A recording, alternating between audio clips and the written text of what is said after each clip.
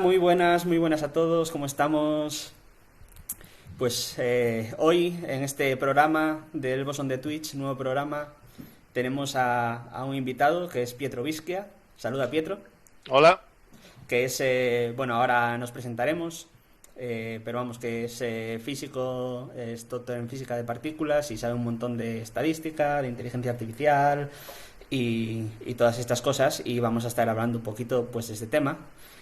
Por supuesto, con alguien que también sabe un montón de inteligencia artificial y que ya todos conocéis, que es Carlos, que Muy ha buenas. accedido a estar aquí con nosotros y bueno, esperemos que podamos pasar un rato todos y aprender y reírnos un poquillo. Y encantado, encantado de estar aquí, joder. Va a ser una conversación súper, súper interesante. Esperemos que sí. Pues nada, hola, hola, Absolutamente. ¿cuántos somos? Somos 60, empieza a llegar la gente. Pues nada, muy buenas noches a todos. Vamos a estar hasta que el cuerpo aguante. No, no, bueno, a ver, como traemos aquí a un invitado, tampoco vamos a exagerar.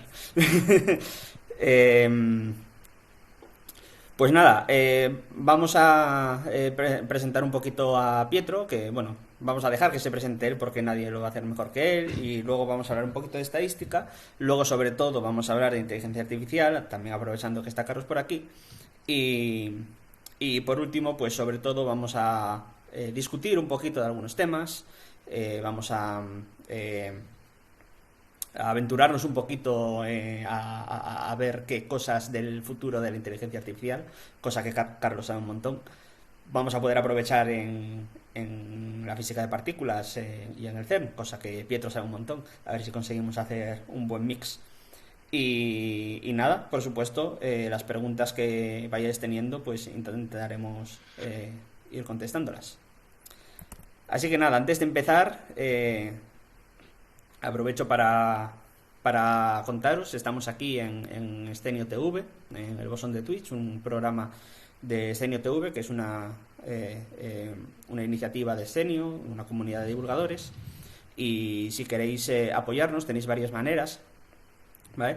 Veis aquí en el chat que hay gente que tiene iconitos, que están suscritos a nuestro canal de Twitch. Podéis suscribiros con Amazon Prime. Si tenéis Amazon Prime tenéis una suscripción gratuita de un mes que luego tendréis que renovar. Y también podéis suscribiros pues pagando una suscripción mensual o de 2 meses, 3 meses, como queráis. Tenéis que saber que la mitad de todo lo que recaudemos lo donamos automáticamente a la Asociación Española contra el Cáncer, ¿vale? Así que apoyándonos hacéis una doble buena acción. ¿Y qué ganáis si nos apoyáis? Bueno, pues aparte pues eso, de hacer una buena acción, tenéis acceso a nuestro Discord, al Discord del canal, donde podéis interaccionar con nosotros y además tenemos una comunidad, la verdad que muy bonita, de gente que sigue este NTV. Y bueno, aparte tenéis ciertas ventajas, de vez en cuando hacemos sorteos entre los suscriptores de este NTV y, y bueno, sobre todo pues eso, el hecho de pertenecer a nuestra comunidad. ¿Vale? Bueno, pues sin enrollarme mucho más, bienvenidos a este nuevo programa del Bosón de Twitch. Saludos a Pietro. ¿Se oye bien? ¿Se oye con buen volumen tanto a mí como a los invitados? Si Laura no, comentaba que se te veía un poco bajito, no sé se me oye un si... poco bajito, puede ser. Es Pero que... bueno. Y que tiene el WhatsApp abierto, que también puede ser otra... Sí, pero ya no, eso ya no. Vale, dicen que se oye bien, que se oye bien. Se oye bien, pero seguro que se oye bien, no se me oirá un poquito bajo. A ver, a ver. Yo te oigo bien. Sí, Mejor vosotros sí, también. pero vosotros me oís por otra parte, creo. Ah, pero no, es cierto. Claro. Tienes razón. Se escucha bien, dice. Se escucha bien, vale, Sí. me fiaré. Em, vale, pues entonces, Pietro, doctor en física, trabajador Eso del es. CERN, en la Universidad de Lovaina, Bélgica, ¿no?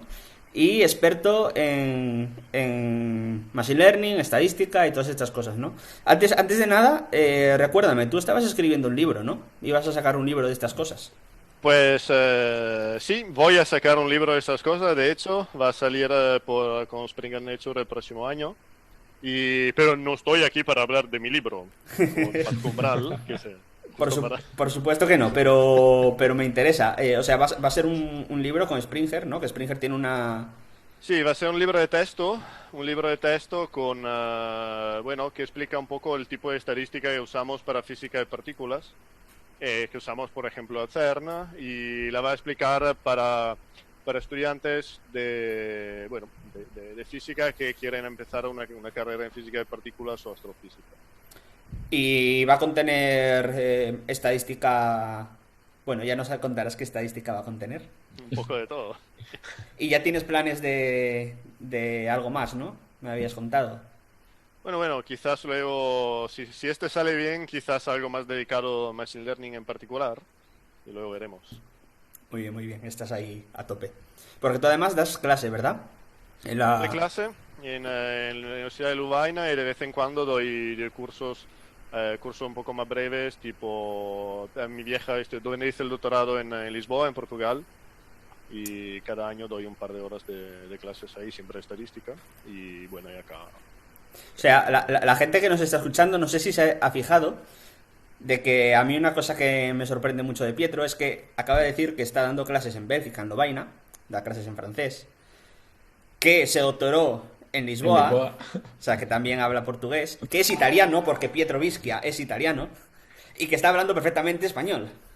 Bueno, eso fue gracias a los 2 años que pasé en Oviedo, 2 años fantásticos, en el mismo despacho ahí de Joan, con lo cual ya Sí. me enseñaron ellos bien el español.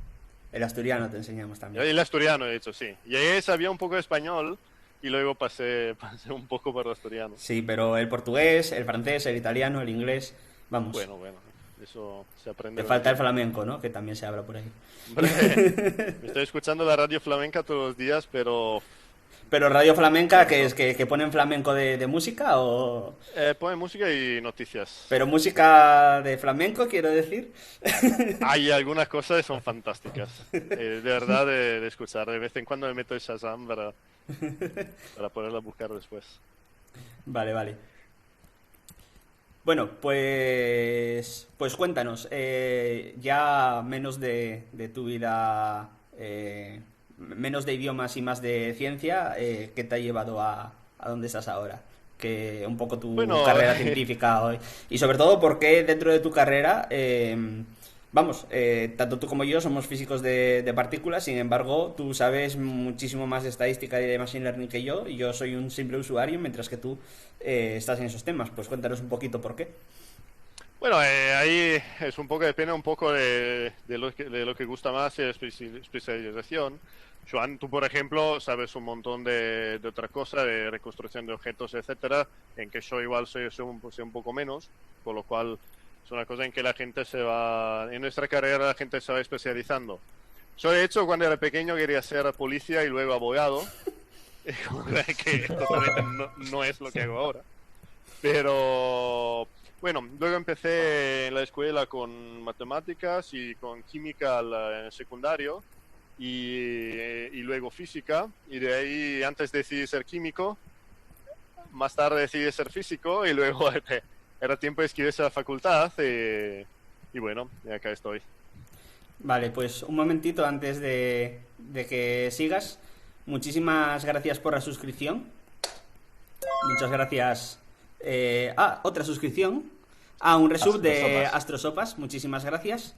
Y gracias a la suscripción a Mitsusekayakuma. Con esos nombres tengo que beber.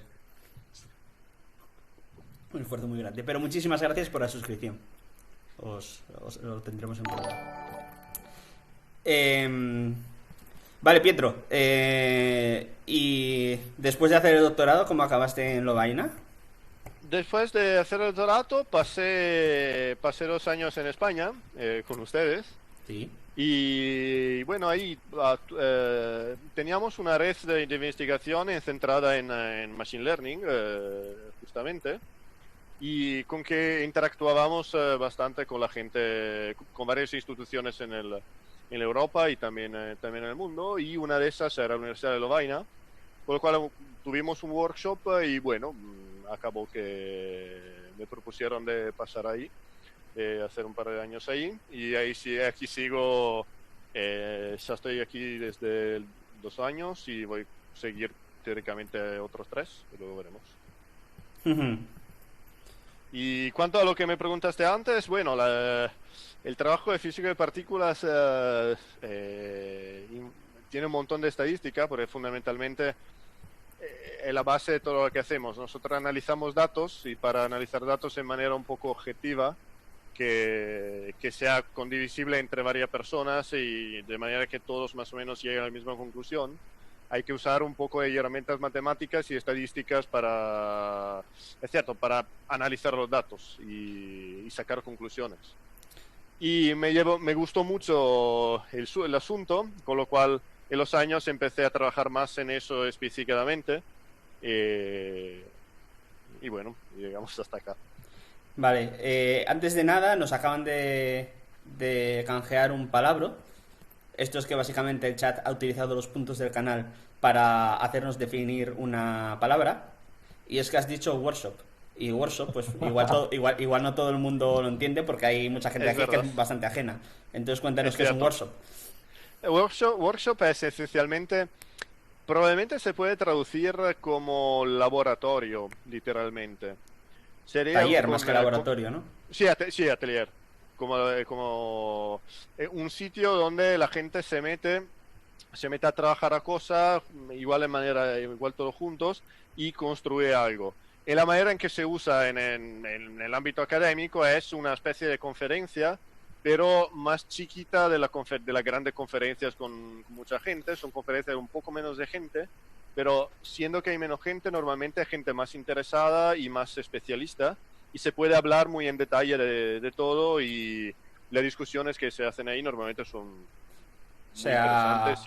Yo creo que es el punto medio entre una conferencia y una reunión de trabajo, más o menos. Eso es. O como dice Astrosopas, work, trabajo, shop, tienda de trabajo. No. Casi. Vale, pues ya metiéndonos en materia, igual mucha gente se pregunta aquí, 2 físicos del CERN nos están diciendo que es experto en estadística, en inteligencia artificial, y que tiene que ver todo esto con el CERN. Y de eso es de lo que vamos a hablar hoy fundamentalmente.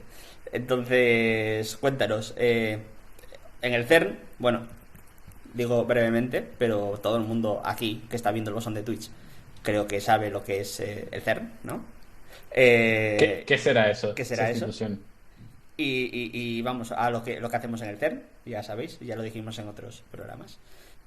Y así que nada, hacemos básicamente investigación física de partículas, cogemos protones, los hacemos colisionar, y a partir de ahí pues estudiamos las escalas más pequeñas del universo y descubrimos nuevas partículas como el bosón de Higgs, el quark y pues lo que haya por ahí, ¿no? Estudiamos lo que haya por ahí. ¿Y dónde entra la estadística en todo esto? Al final, en nuestro trabajo, cada búsqueda que hacemos de nuevas partículas, cada parámetro que medimos, necesitamos un montón de estadística. Yo como usuario la utilizo, y Pietro, como alguien que sabe más del tema, pues me dice a mí y a otra gente cómo hay que utilizarla. Entonces cuéntanos un poquito, Pietro, ¿de qué va la vaina? La vaina va de, esencialmente, lo que hacemos es intentar buscar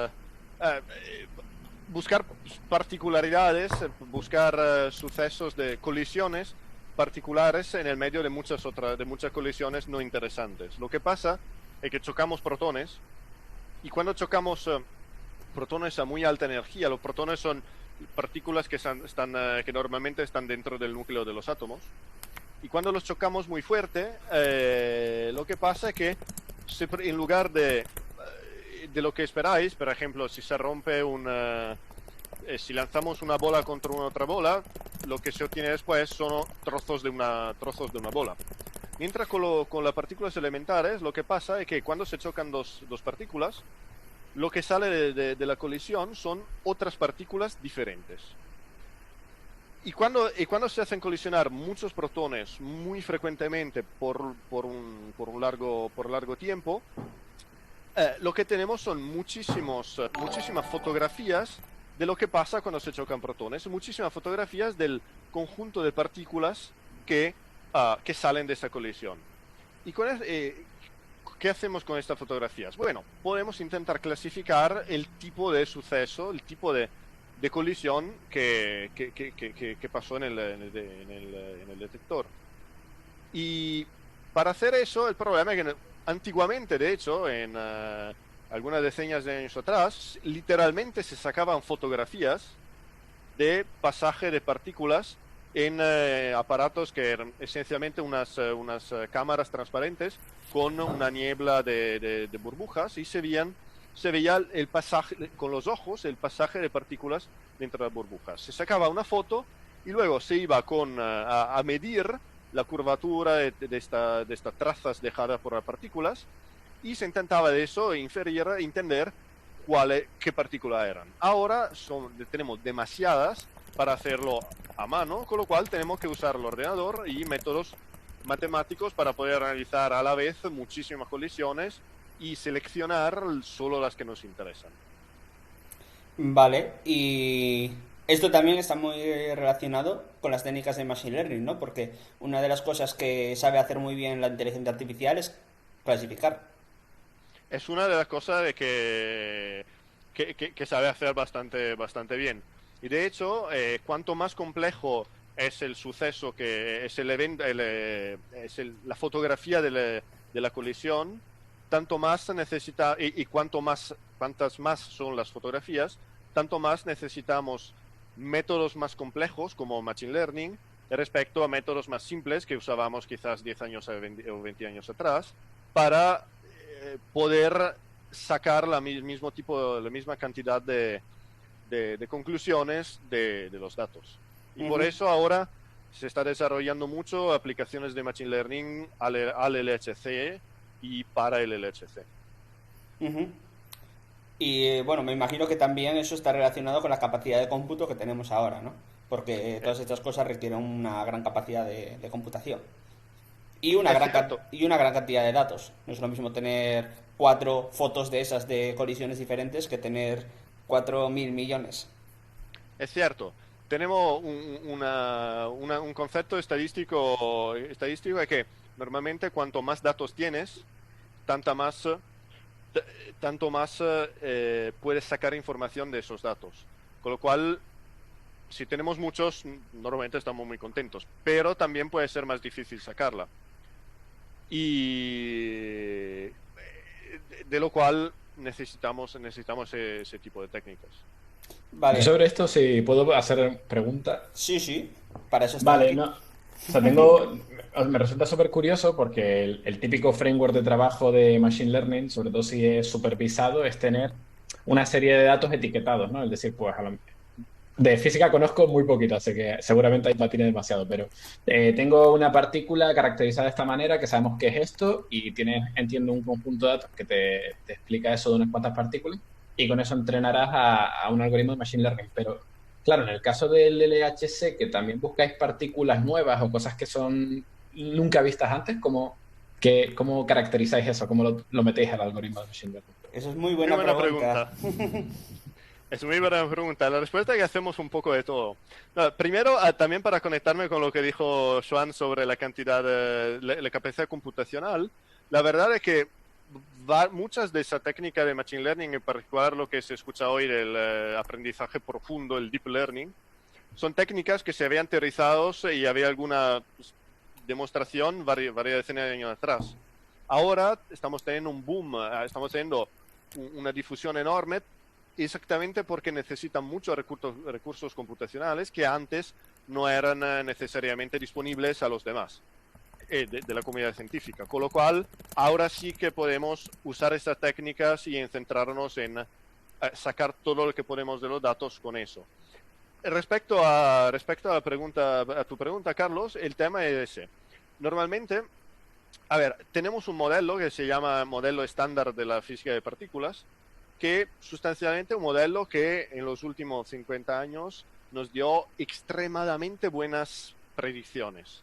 Para predicciones, el modelo, entiendo, un modelo es una estructura matemática que te puede decir, bueno, yo te predizco que si haces chocar dos protones de esa manera, hay una certera probabilidad que tú veas dos electrones después de la colisión o dos muones que son parecidos a electrones, otro tipo de partícula. Y este tipo de modelo estándar es esencialmente la teoría que da predicciones más ciertas, más precisas, con menos incertidumbre y más verificadas de la historia.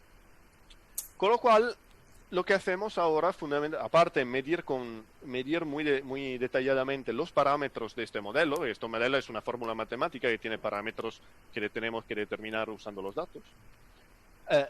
La pregunta es también, bueno, ¿qué hay más para allá? Bueno, el que hay más para allá normalmente es el trabajo de los físicos teóricos que escriben modelos matemáticos un poco diferentes del modelo estándar, que incluyen el modelo estándar y alguna partícula más. Entonces, una de las cosas que hacemos es usar aprendizaje supervisado, o sea, simulando con ordenadores colisiones que no hay en el detector, pero podría haber si hubiera nueva física.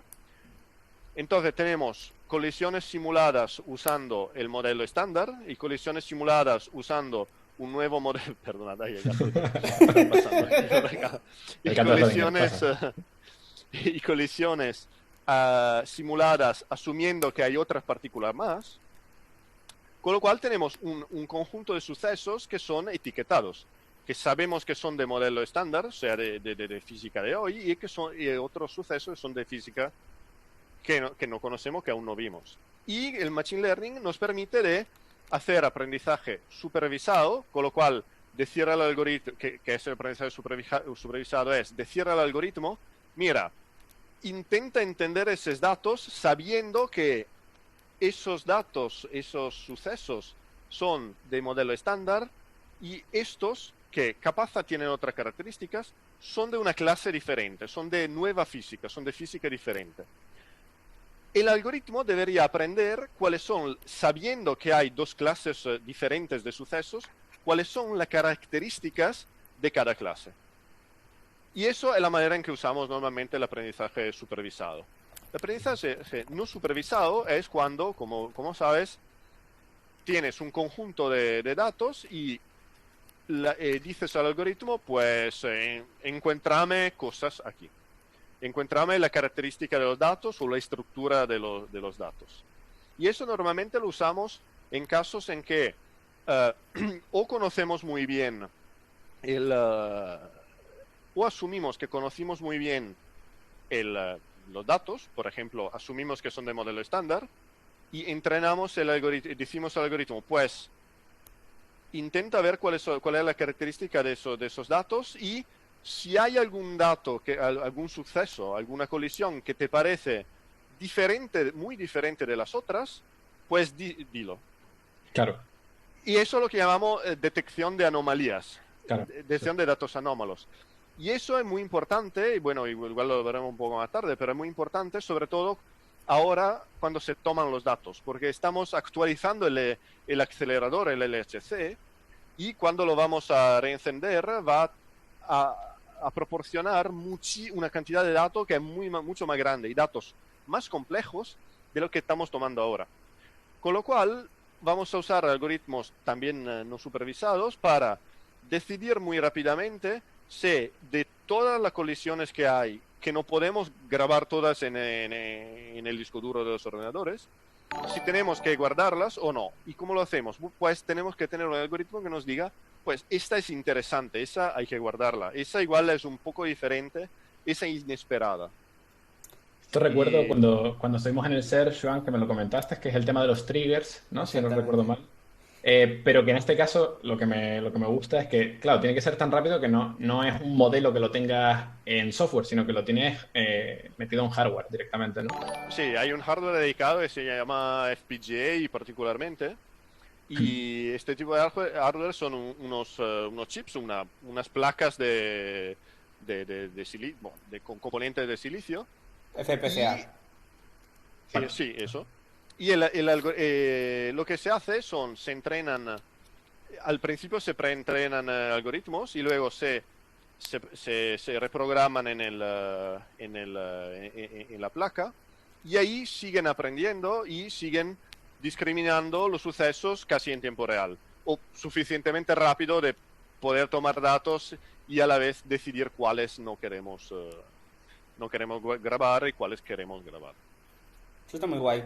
Y Súper. aquí pregunta para Carlos. ¿Esto se hace en otros campos? ¿Esto se hace, no sé, en otros ámbitos que se necesita esta rapidez o algo? Sí, o sea, suele ser bastante común el aprovecharte de la aceleración por hardware. Ahora, si tuviera que pensar, no sé si, por ejemplo, en el caso de conducción autónoma esto también se está utilizando.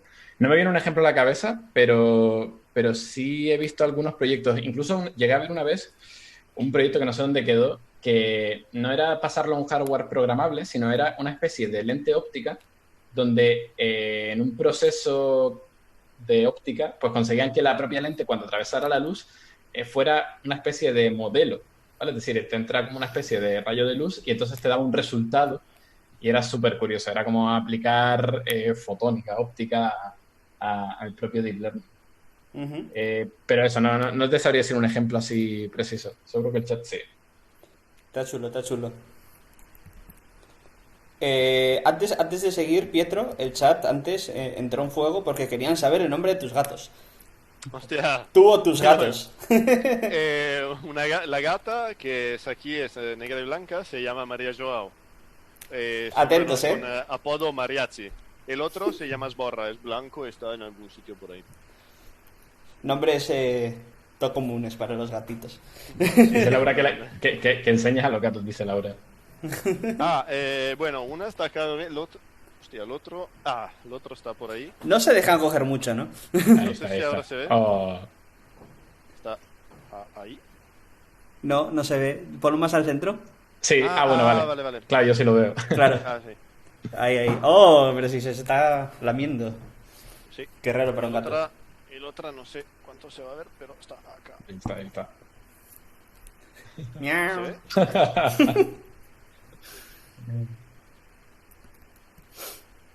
Eso. Genial. Le hemos pillado en mitad de la ducha. Son los dos portugueses. Eh, Casi viajan más que yo. Jolín. Y tengo curiosidad también lo has comentado antes que, claro, porque hablamos de Machine Learning y a mí ya todo se me va al Deep Learning porque evidentemente es como el tema candente, ¿no? Pero me imagino que experimentaréis con muchísimos modelos porque a veces incluso te interesa poder interpretar lo que los propios modelos predicen. Entonces, ¿qué variedad de modelos tenéis ahí en vuestros proyectos? Y si realmente se está haciendo una transición hacia el Deep Learning y las redes neuronales. Sí, la verdad es que es lo que la comunidad de física de partículas, decimos, por un buen rato estuvo bastante en retraso respecto a lo que es el machine learning en la industria. Eso hay que decirlo. Eh, pero en los últimos años, sustancialmente, hemos ido, hemos hecho un salto neto hacia el usar algoritmos más complejos. El tema es que eh, no nos interesa solo la reproducibilidad, sino también respecto a aplicaciones como puede ser una aplicación en la industria. Tenemos, decimos, tenemos sucesos, colisiones mm, tan complejas que eh,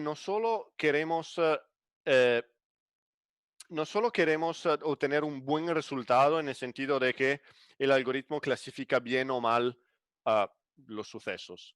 Eso es que, por ejemplo, una de las primeras redes neuronales que reconocieron números es la red que hizo Yann LeCun. Sustancialmente se usa hoy en día todavía para leer la dirección en los correos y encaminar automáticamente los correos en los centros en los centros de correo. Y El tema es que para una aplicación de este tipo lo que quieres es que, bueno, el número sea clasificado bien o sea clasificado mal, o que por lo menos mande a un operador humano en caso tenga dudas. Mientras en física de partículas queremos que esta red no solo clasifique bien los sucesos, pero también se comporte bien cuando recibe sucesos con lo que llamamos incertidumbres. O sea, nosotros, por ejemplo, medimos la energía del electrón que hay en el detector, pero no la medimos bien, o sea, la medimos bien, pero no la medimos con incertidumbre infinitamente pequeña, la medimos con una certera cantidad de incertidumbre. Normalmente la rescalamos, la calibramos porque, bueno, el detector es un objeto y cambia en el tiempo, etcétera. Con lo cual, todas las cantidades que para nosotros entran en un modelo como una red neuronal tienen incertidumbres. Y lo que queremos es que el resultado final tenga traza de la incertidumbre en las variables, en las cantidades que entraron en el modelo. Entonces es un problema no solo de interpretabilidad, sino también de inferencia estadística, porque lo que queremos hacer en la salida del modelo, después de haber clasificado, es aplicar técnicas estadísticas para decir hay un bosón de Higgs o no hay un bosón de Higgs. Y para eso necesitamos que el modelo se comporte bien cuando hay incertidumbre. Sí, tal cual. O sea, de hecho, cuando estudié el máster de Data Science, mi proyecto de fin de máster era justo de esto. Fue en colaboración con el departamento de física y era aplicado para predecir, la parte de física no me acuerdo, las barreras de energía, de cuánto un electrón iba a saltar a otra posición o algo así. Y, y justo mi tarea era tal cual lo que creo que vamos a hablar ahora, ¿no? Que era aplicar estadística bayesiana y buscar algún modelo que te permita modelizar esta incertidumbre para poder hacer, que yo creo que también aquí es interesante, lo que se llama aprendizaje activo, ¿no? Que es decir, vale, si tú eres capaz de modelizar la incertidumbre, tú sabes que para este input hay mayor certeza, menor certeza. Y con esto tú puedes pedirle a los físicos que te calculen más sobre este input, que el modelo tiene más incertidumbre que esto otro. Entonces, sí es cierto que aquí el papel de poder modelizar la incertidumbre es súper importante y es uno de los fallos que a día de hoy todavía las redes neuronales, al menos de manera eficiente, no te consiguen hacer, ¿no? Sé que hay papers que te hacen que si el dropout para hacerte la distribución de soluciones y cosas así, pero es cierto que ahí tienes que tirar más de modelos más tradicionales. Yo en mi caso recuerdo que al final optamos por usar proceso gaussiano, que sí es capaz de darte esta distribución a posteriori de la función. Súper. Eh, También hay que, si puedo, también hay que decir que efectivamente el tema, hay también un problema, yo creo, mucho más fundamental, que es que cada algoritmo de Machine Learning normalmente es capaz de aprender, de sacar información de los datos hasta un máximo teórico. Y se puede calcular este máximo teórico en función de cuánto complejo es el modelo. Se llama tipo, por ejemplo, por una red neuronal, se llama capacidad de la red, que intuitivamente te dice cuánta información la red de lo que hay en los datos la red puede, puede, puede aprender. Y el tema es que no siempre el problema es tan complejo como para necesitar, por ejemplo, de una red neuronal profunda. A veces el problema es suficientemente simple de necesitar solo una cosa que llamamos Boosted Decision Trees o un algoritmo más simple. Y de hecho hay una cosa peligrosa que es, si utilizas un modelo demasiado complejo para modelar, para resolver un problema muy simple, puedes obtener resultados que no tienen sentido y que son muy peligrosos si lo usas. Porque el modelo es capaz de modelar una complejidad tan grande que va a verse fluctuaciones estadísticas de los datos. Y eso es muy peligroso, sobre todo si quieres luego hacer inferencia estadística. Veo gente aquí en el chat que está diciendo exactamente el concepto overfitting. Bien, bien, bien. Eso es. Le veo puesto. Además es alumno mío de un curso, así que estoy más orgulloso todavía. Muy bien, Pues chao. aprendió bien.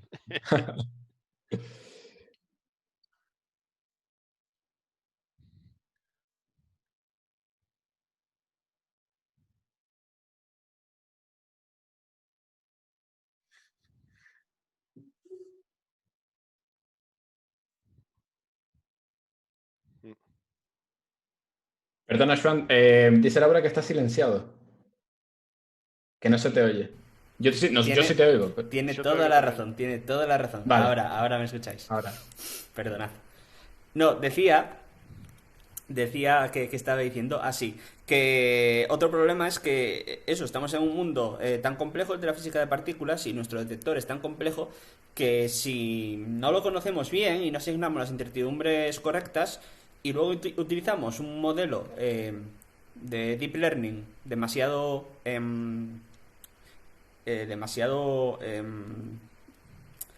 digamos difícil de tracear, eh, puede estar dándonos un resultado que en realidad, no sé, que le decimos que busque en datos partículas candidatas a nueva física y nos selecciona un montón de datos que en realidad no es eso, en realidad es que estamos midiendo algo mal, pero que no estamos teniendo en cuenta porque nuestro detector es muy complejo. O está detectando un issue, un algo del modelo que está mal, el modelo que estamos utilizando, y que no lo estamos teniendo en cuenta, pero que está mal y el modelo lo detecta.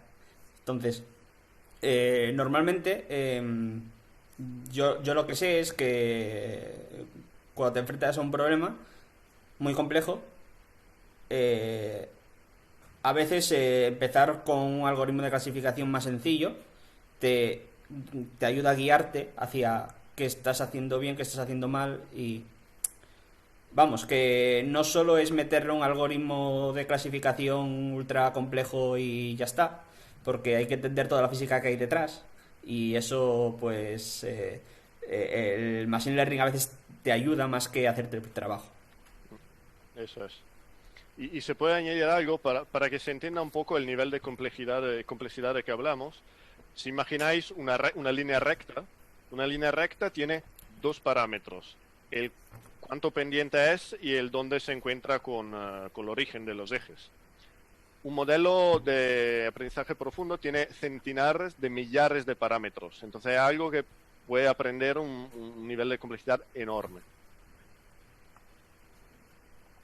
Tal cual, sí, sí, sí. O sea, eh, muchas veces cuesta hacerse la idea por ejemplo, cuando se habla del tema de distribuciones, ¿no? Que de repente un modelo del lenguaje te aprende una distribución del vocabulario español. Es como, ¿qué significa eso? Porque tendemos a pensar en distribuciones, lo típico que hemos visto, ¿no? Una gaussiana en dos dimensiones o en tres dimensiones como mucho.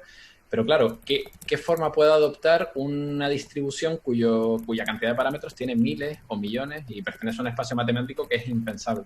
Entonces, sí, es una complejidad súper exponencial que cuesta mucho de abarcar mentalmente. Y menos aún el intentar interpretar estos modelos.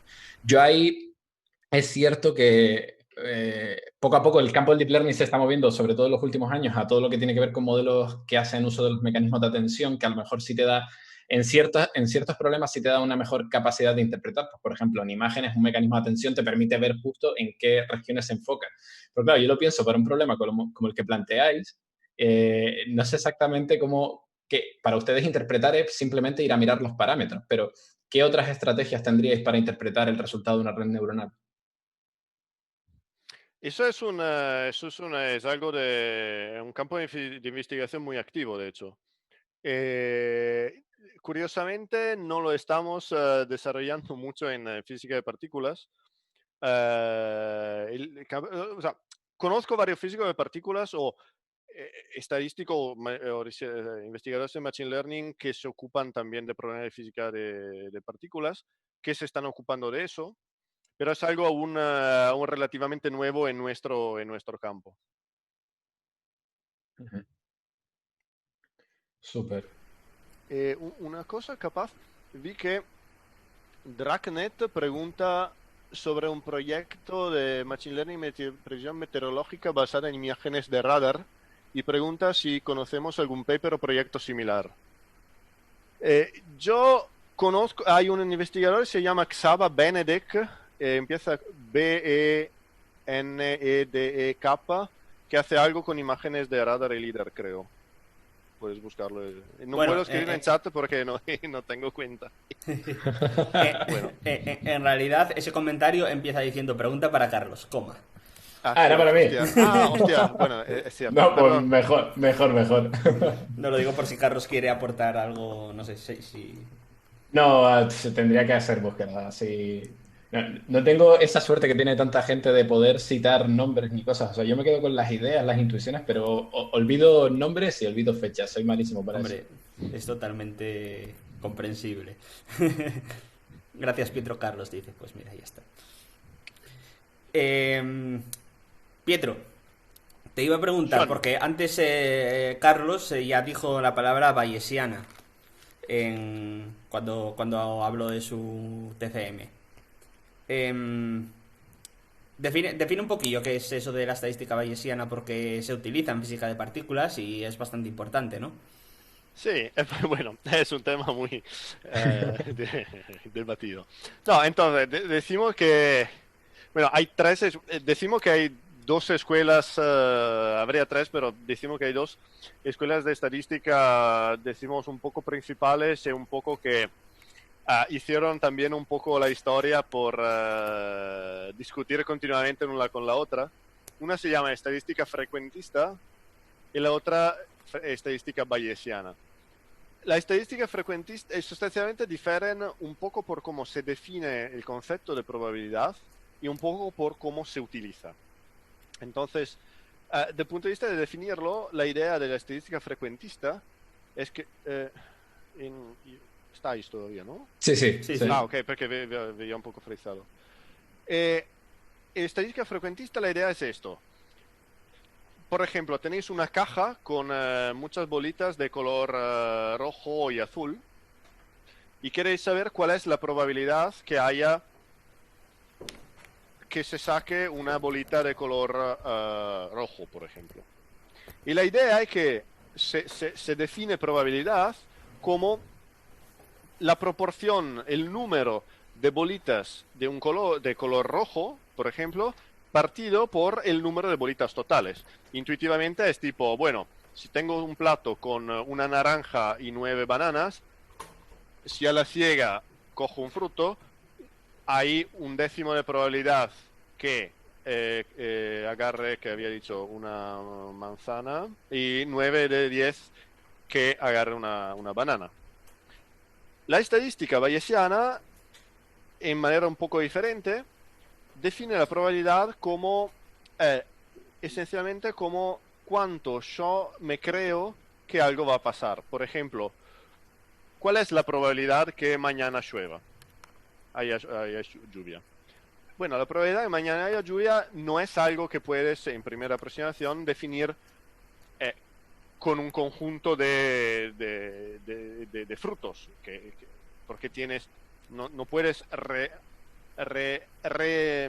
revivir el día de mañana muchísimas veces. Lo que puedes hacer es, bueno, yo tengo alguna información, yo sé que hoy ha llovido, sé que hay mucho viento, sé que por ahí en la dirección de que viene el viento hay todavía muchas nubes, con lo cual, bueno, probablemente mañana vamos a tener otras nubes, probablemente va a llover.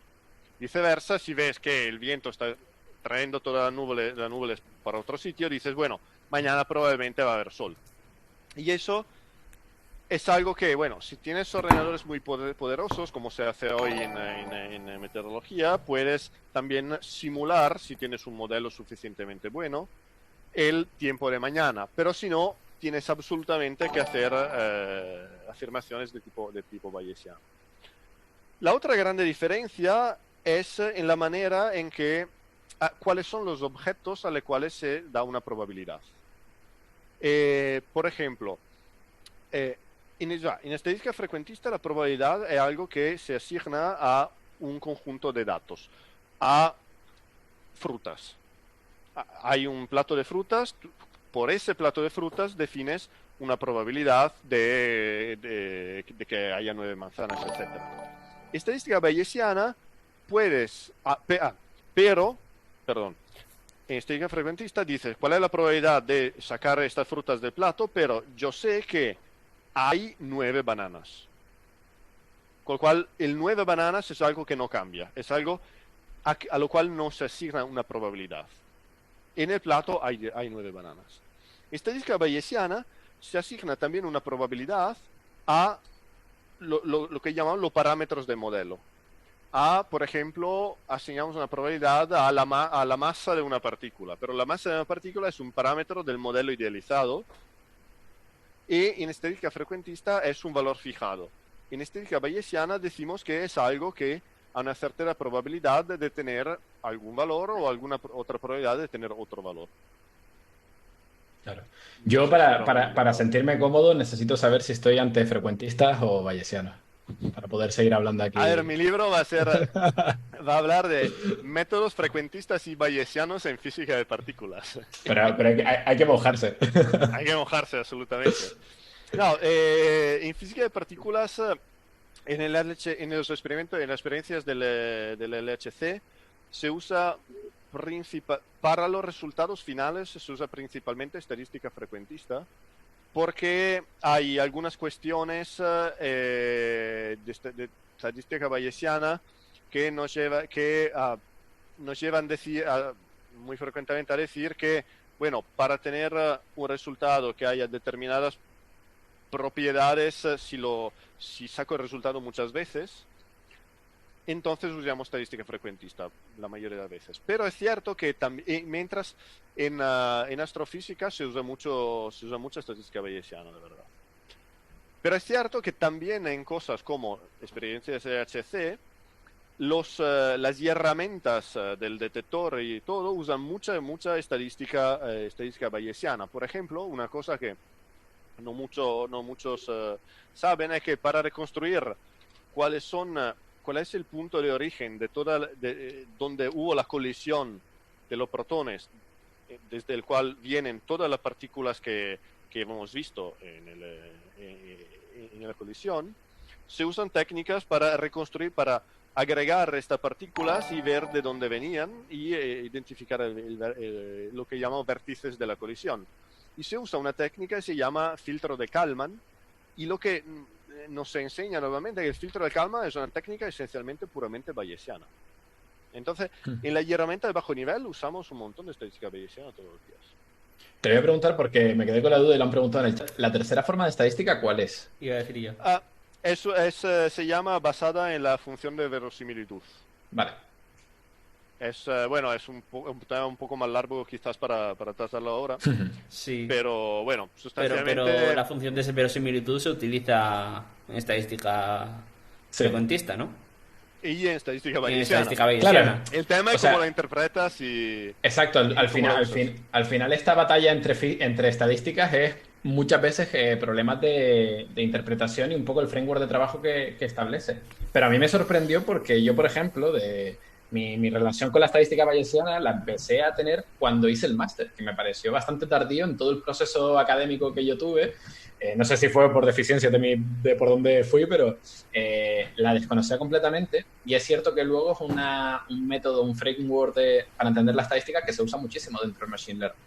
Porque la idea está de tener una distribución de partida que tú estableces en los parámetros, ir actualizándola con tus datos y que te salga una distribución a posteriori, es una forma de estar hablando del propio proceso de Machine Learning, de aprendizaje, que luego usa esa distribución a posteriori como prior para volver a seguir actualizándola y que haya un aprendizaje online. Es decir, hay unos conceptos ahí que dice, esto es lo que realmente es el Machine Learning y es súper interesante entenderlo, conocerlo y ojalá podamos llegar un día a explicar todos los avances nuevos que están dentro del Deep Learning, pues poder acomodarlo a este framework y poder utilizarlo. De hecho, yo creo que a nivel teórico sí está bastante encajado. El problema es la parte computacional, el poder calcular este teorema de Bayes, este denominador, que son integrales muy feas y tal, con todos los parámetros que tiene una red neuronal. Yo me imagino que esa es la parte no sé cómo se dice en español, intractable, que no se puede computar. No tractable, sí. No tractable, no tractable suena otra cosa.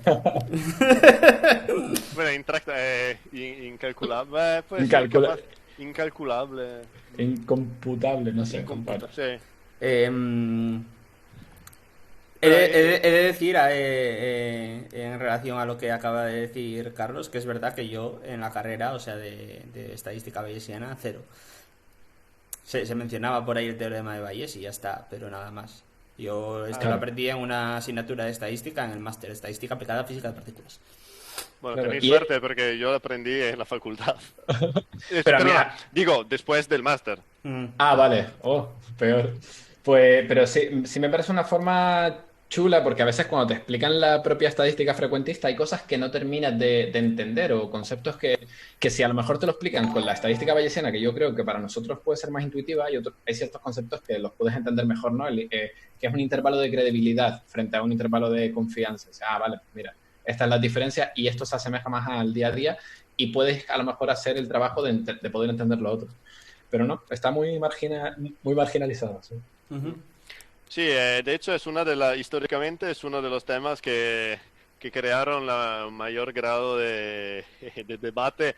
Y cuando digo debate, quiero decir que a las conferencias la gente se gritaba una con la otra. Debates enormes sobre precisamente ese tema, que estadística frecuentista muchas veces para definir, por ejemplo, un intervalo de confianza, eh, te imaginas de no haber detectado solo los datos que estás usando. Te tienes que imaginar también de repetir el experimento miles de veces, de tomar otros datos y calculas tus intervalos en base parcialmente a esos datos que no existen. Esa es una crítica enorme que siempre se hizo a la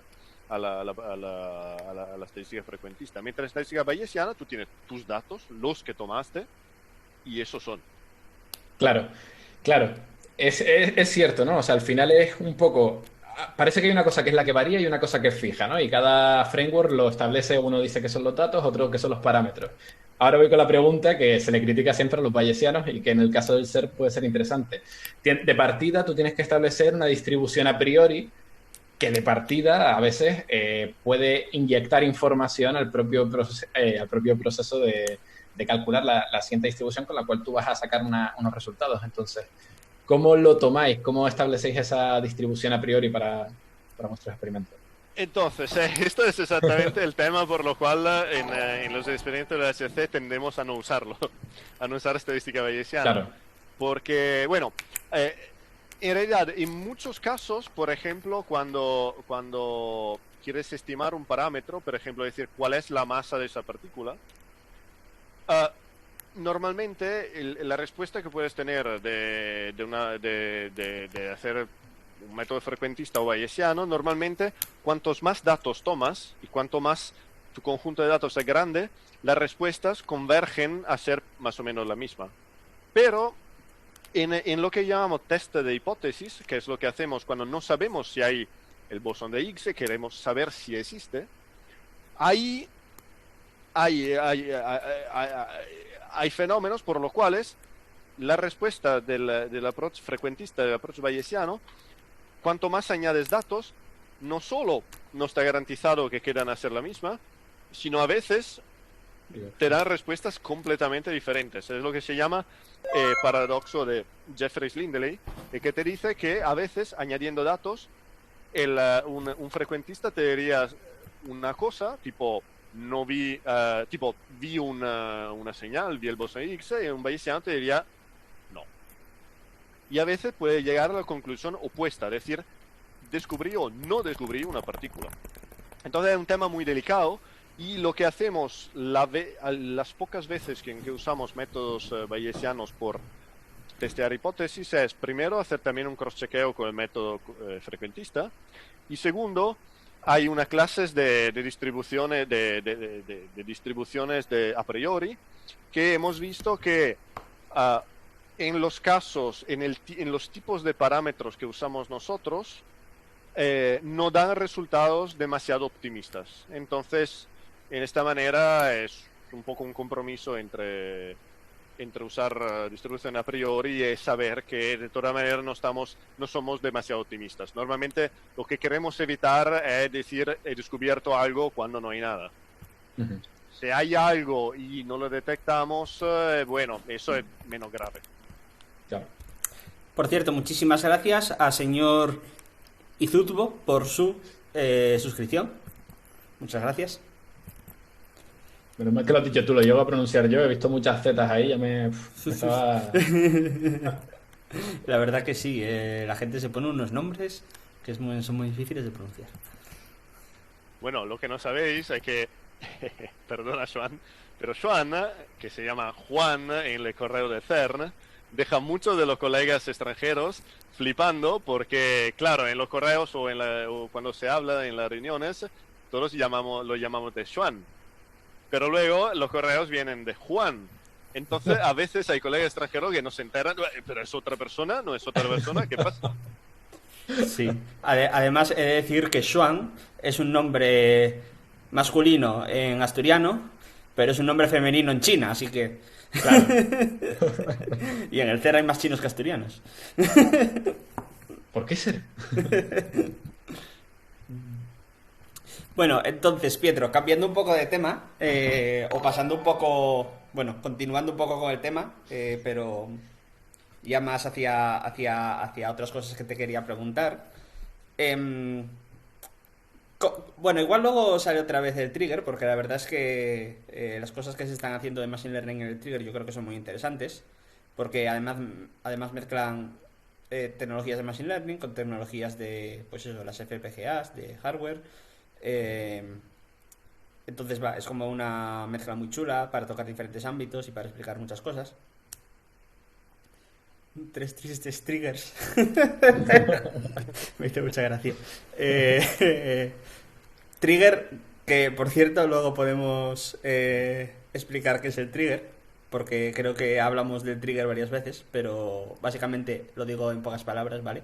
El trigger es el mecanismo de CMS o de diferentes detectores de partículas que deciden cuándo encender el detector, cuándo el detector tiene que tomar datos o no, ¿vale? Entonces, hay muchas colisiones de protones, pero no todas esas colisiones se observan, no siempre se saca una foto a esas colisiones, sino que se hace una especie de filtrado y solo se dispara el detector cuando una colisión es suficientemente interesante. Ya luego está el tema de cómo definir suficientemente interesante y ahí entra el machine learning y todo eso. Pero el mecanismo que hace eso es el trigger. Vale, decía que luego podíamos hablar más del trigger, sobre todo si Carlos tiene más preguntas o si el chat tiene más preguntas, pero yo también te quería preguntar que cómo ves de aquí a los próximos años o a la próxima década o a las próximas 2 décadas los avances en Machine Learning aplicados a física de partículas. ¿Qué crees que ahora, no sé, igual hay cosas que no se están haciendo con Machine Learning que piensas que sí se van a hacer en Machine Learning? ¿O igual piensas que no va por ahí el camino y que en física de partículas el futuro tampoco va a ser todo el Machine Learning? ¿O igual incluso cambia cosas de la física de partículas de manera indirecta porque el Machine Learning al final va a llegar a ámbitos no científicos para realizar otras tareas? Igual piensas que ahí puede tener un impacto indirecto que al final sea mayor que el impacto directo que puede tener el Machine Learning en la física de partículas. No lo sé. Dinos un poco tu opinión y bueno, y Carlos también la tuya, tanto en lo que crees en la física como en lo que rodea la física o lo que nos rodea el CER así en general. Bueno, ¿quién empieza? Dale, Pietro. Dale, dale. Dale. Entonces, bueno, es una pregunta muy buena, de hecho. Y yo creo que depende un poco de cómo evuelve el campo y en lo que nos vamos a enfocar. Decimos, una cosa de que no hemos hablado es bueno, ahora mismo estamos desarrollando un montón de algoritmos de Machine Learning y para los datos, como ya dije, para los datos que vamos a tomar de aquí a 2 o 3 años va a ser necesario usarlos. El tema es lo que no hemos dicho es que en realidad esa cosa de choquear protones es fundamentalmente lo que más crea una complejidad enorme en el tipo de colisión, en la topología de las colisiones que tenemos. Porque los protones son partículas que no son elementares, son compostas por quarks, etcétera. Y el tipo de colisiones que hay son colisiones en que junto con, bueno, hay dos cosas. Primero, cuando hay una colisión entre dos protones, ¿okay? Nunca sabemos cuál es la energía exacta de los dos componentes del protón que chocan. Y segundo, el tema que para poder juntar los protones y hacerlos chocar, tenemos que agruparlos en grupos de protones. O sea, tenemos una nube de protones que choca contra una nube de protones. Y lo que pasa es que mediamente no hay solo un protón que choca. En media, de hecho, ahora tenemos un 20 y pico protones que chocan en cada colisión, en cada cosa que llamamos una colisión. Con lo cual, una foto de una colisión. Entonces, en una foto de una colisión tenemos que identificar el producto de dos protones que han chocado muy bien y se ven partículas muy claras y definidas, acompañados con partículas un poco menos claras y definidas, decimos, que son muy cerca de las otras y sumariamente el problema es definir cuáles partículas vienen del protón principal que chocó y cuáles partículas de los otros. Y eso da una complejidad enorme.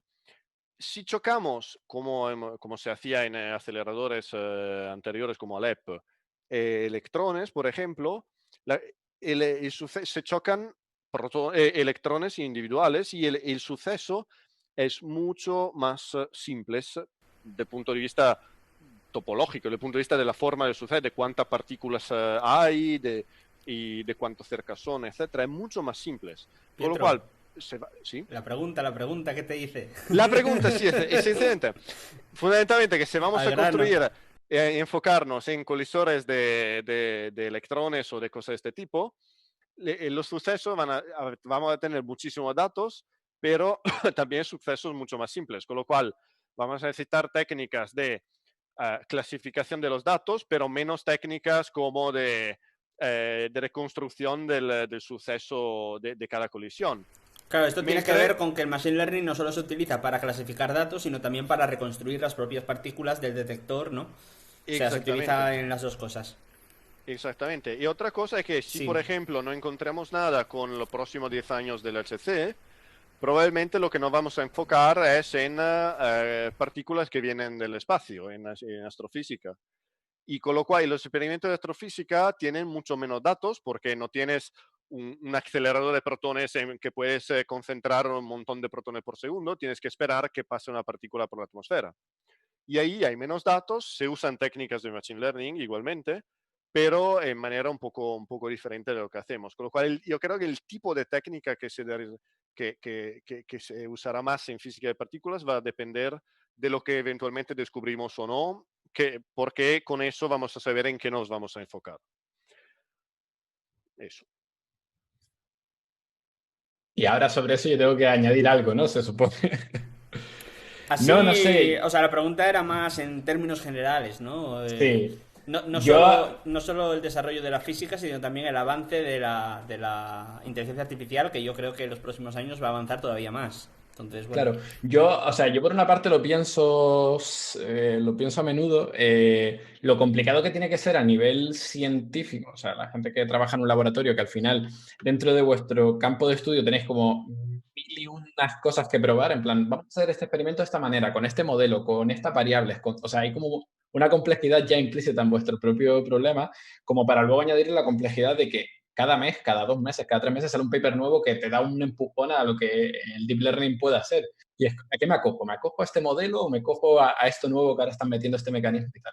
Entonces me resulta bastante complejo. Pero la sensación que tengo es que al final el impacto que puede tener las técnicas de Machine Learning, Deep Learning, sobre todo las más modernas, es en dar soporte a muchas tareas que, pues, por ejemplo, me imagino en el LHC se producen. Yo me acuerdo cuando estuvimos allí que hablando con Héctor me comentaba que por ejemplo, para la alineación de los imanes, cuando tenían que prepararlos antes de encender el aparato, aquí no sé si es correcto o no lo que digo, pero que antes era como un proceso casi manual y que eso se ha sustituido por algoritmos de Deep Learning o de Machine Learning y que con esto se ha acelerado bastante ese tiempo, ¿no? Eso es una tarea que la coges y de repente, utilizando esto, una forma nueva de automatizar este proceso, como que consigues un resultado mucho más óptimo. Y esto sucede así en esto, pero sucede en muchos niveles y en muchos sentidos gracias a las nuevas técnicas. Yo tengo mucha esperanza, ahora que está pegando el boom el campo del Natural Language Processing, cómo podrá ayudar a la hora de crear nuevas ciencias, ¿no? De poder coger muchísimos papers y poder automatizar este proceso de entender cosas, patrones e intentar cruzar datos que hasta ahora donde había una barrera era el propio lenguaje, ¿no? El poder extraer esa información, pues poder utilizar un modelo como GPT-3, GPT-4, lo que salga, y poder utilizarlo. Y recientemente también he visto algún otro artículo que habla incluso de poder automatizar el proceso de crear nuevas fórmulas, ¿vale? Utilizando algoritmos genéticos, etcétera, de poder decir, venga, vamos a añadir esta nueva variable, este nuevo parámetro a esta fórmula y vamos a ir testeándola en simulaciones y automatizar todo ese proceso. Entonces, hay como muchas tareas donde el deep learning y el machine learning, las técnicas de siempre, pueden acelerar y optimizar todo, ¿no? Eso sería Es bestial, ¿eh? cierto. No solo que el Machine Learning te ayude a clasificar partículas, sino que te ayude a diseñar el, em, el análisis, Paper. sí, o Y a no solo el hacer el análisis. modelo. Y bueno, por otra parte, GPT-3 ya he visto que hay resultados sorprendentes donde tú le pones en Python comentario, este código va a ser una clase que va a hacer no sé qué, no sé qué. Rellena. Claro, sí, sí, Y sí. te hace la clase. Y, jolín, es que eso, la verdad es que nosotros nos pasamos el día programando, o sea, una gran parte de nuestro tiempo. Sobre todo cuando eres estudiante de doctorado, luego cuando eres ya doctor ya un poco menos y cuando eres senior ya un poco menos, pero vamos, al final te pasas un montón de tiempo programando y pues eso, O sea, sobre todo en Python ahora. ¿cuánto Y ayudaría a la ciencia un modelo como GPT-3 que simplemente te responda a los emails automáticamente? Uh, eso también, eso también. Y Ojo, ¿eh? de hecho nosotros nos quejamos un montón de que gran parte del tiempo, Claro, claro. en lugar de dedicarnos a hacer ciencia en sí, nos lo dedicamos a responder emails, a reuniones, a ayudar a compañeros con otras tareas y tal. Rellenarte Y becas. ¿Te imaginas? Solicitudes de becas y subvenciones oye, automáticamente. pues eso, aunque no fuera una ayuda directa del machine learning a la búsqueda de nueva física, sí que sería una gran ayuda indirecta. Pues sí, eh, eso estaría muy guay. una cosa que quería comentar, bueno, un poco, quería comentar dos cosas. Una es avergüenzosa autopublicidad, que es que justamente hablando de Machine Learning para diseñar experimentos y diseñar detectores del futuro, optimizar detectores complejos con Machine Learning, justo algunas semanas atrás con algunos colegas hemos creado una colaboración que se llama MODE, en que vamos a estudiar en los próximos años exactamente ese tema. La idea es crear un framework, crear también un software que te permita de diseñar y optimizar un detector usando Machine Learning.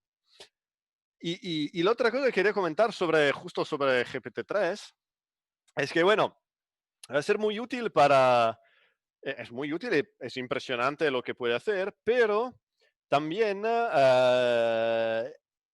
bueno, es un tema que está muy ligado con cuánto ese tipo de algoritmos que aprenden, por ejemplo, a escribir, cuánto aprenden a la misma manera en que aprendemos nosotros humanos.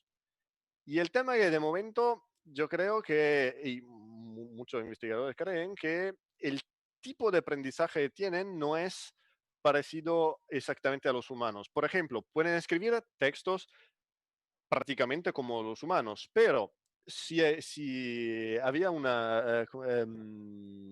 tengo el libro acá, Melanie Mitchell, recién un par de meses atrás ha hecho un test escribiendo preguntas muy detalladas al GPT-3 eh, con una pregunta que fundamentalmente están hechas para testear si el algoritmo es capaz de hacer simples analogías como nosotros podemos hacer.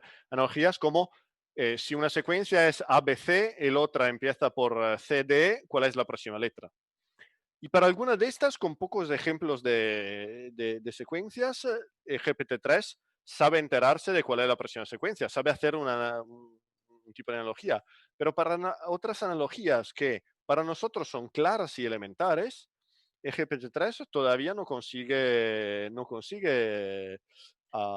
dar la solución. Y eso creo es un índice del hecho que el tipo de aprendizaje de un algoritmo de GPT-3 no es todavía no es lo mismo, no es una inteligencia como lo que llamamos inteligencia del cerebro humano, no usa la misma manera de aprender. Y es algo que para mí es fascinante. Sí, o sea, ahí sí estoy de acuerdo. También es cierto que, claro, si miramos GPT-3, su única tarea era generar texto. Luego todo lo que ha emergido de eso, de saber sumar, saber traducir, saber tal, Mm. es como trucos o rutinas que ha decidido aprender de cara a hacer mejor su tarea. Lo cual es súper interesante porque a lo mejor tú dices, vale, si lo volvieran a reentrenar, llegaría a aprender otras subrutinas completamente diferentes que le apoyarían en otro tipo de tareas, que harían que ese los decayera, pero porque está solucionando mejor tareas como esta, de hacer analogías. Habrá que probarlo. Pero sí, completamente de acuerdo que simplemente viendo el rendimiento que tiene nuestro cerebro a la hora de aprender, que nosotros desde pequeño estamos aprendiendo, y la cantidad de gasto energético computacional que se ha dedicado para hacer GPT-3 y que aún así a día de hoy sigue siendo estúpido en muchos sentidos, nos hace pensar que tanto el proceso de aprendizaje como el proceso de cableado que tenemos internamente difiere bastante. Pero bueno, es impresionante. Sí, ¿no? Porque dicho todo eso, GPT-3 respecto a lo que había hace 3 años, ya me Hace parece uno. como... ¿Eh? Hace uno. O sea, Pues o hace un GPT-3 año, sí. con respecto a GPT-2 y GPT-2 con respecto a GPT ha sido un aumento de escalabilidad. Es decir, el problema, la función objetivo y lo que es la propia arquitectura de la red sigue siendo lo mismo. Lo único que han hecho es decir, pues vamos a pasar de no sé cuántos miles de millones de parámetros a tener 100 veces, 117 veces más parámetros. Y ya solo con eso, y con la bestialidad de infraestructura que ha prestado Microsoft en este caso, pues han montado al bicho, la bestia esta. Y es eso, para ciertas tareas, pues puede ser un asistente chulo. Yo un ejemplo que comento, además que, joder, fue gracioso. Para uno de los vídeos que quería hacer en el canal tenía dudas. Y digo, joder, es que esta pregunta solo la puedo responder si me pongo a leerme bien el paper a fondo y tal.